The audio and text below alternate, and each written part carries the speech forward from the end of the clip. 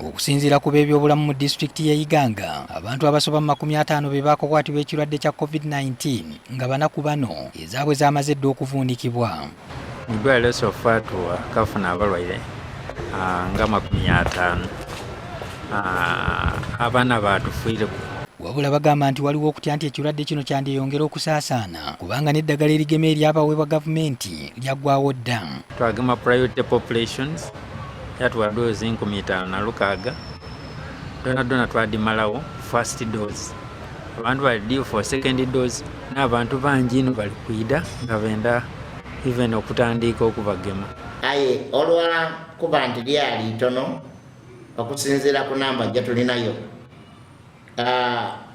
lyawaayo.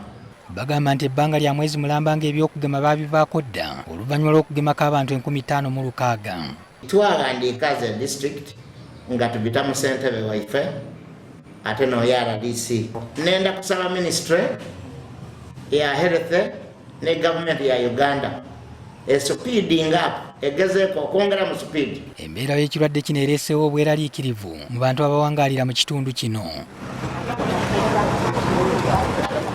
Ssentebe wa disitulikiti y'e Iganga Ezra Gabula alowooza nti abatambuza obulwadde basinga kuva mu Kampala ne babusaasaanya mu byalo. Ekyomukiidi bulungi ebulamagi wano abaire omwana yakufaako abaire ng'asoma ekyambogo University era yebaziika mu wiiki yeneno yetulimu. So obulwaire bwa COVID butugemye wona wona.